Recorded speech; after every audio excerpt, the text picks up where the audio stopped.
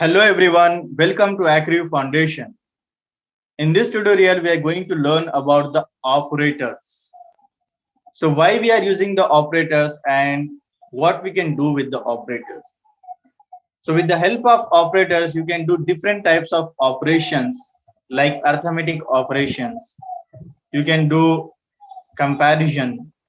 You can do logical things. You can do many things. So let's implement all these operations with different examples. So in this, we are going to learn how we can implement arithmetic operation like addition, subtractions, division. So see here, we have used this variable.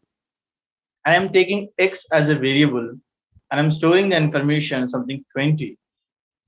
And next, I'm taking one more variable as a 10. And here I'm taking one more variable add equals to x plus y. So this for 20 and 10, we don't need to mention the double quotes. If you use the double quotes, it will understand it's a string. Here I'm writing document. So document dot write, and here I'm writing add. That's it. So run this program. We got 30. And same thing, you can add subtraction. That's for task for you guys. Okay, do the subtraction, do the multiplication, do the division. Okay, next, what you can do, you can if you want to take the inputs, let's use the prompt concept in this. I want to implement same thing as a prompt. So how you can implement this? So for that purpose, I'll take one variable, something number one equals to, I'll use the prompt, and here I'll add enter. You can give anything, any message. I'll write enter number one. I'll take one more variable. It's number two, and let's do the addition or something. I'll write this variable name as add two, or else okay.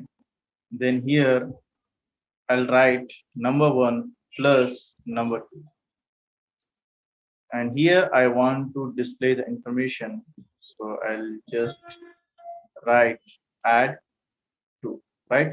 So let's run this program, refresh it.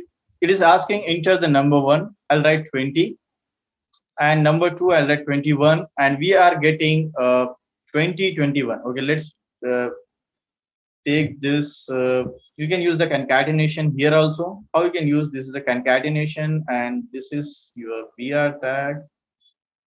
Okay, so let's add, see here how we are getting the information. We are getting 20 and 21. Why we are getting this?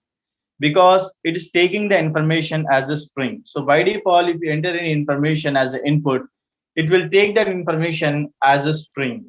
So you have to convert this string as a number. So how you do that part? So you can add number here. So this number, right, copy and paste it.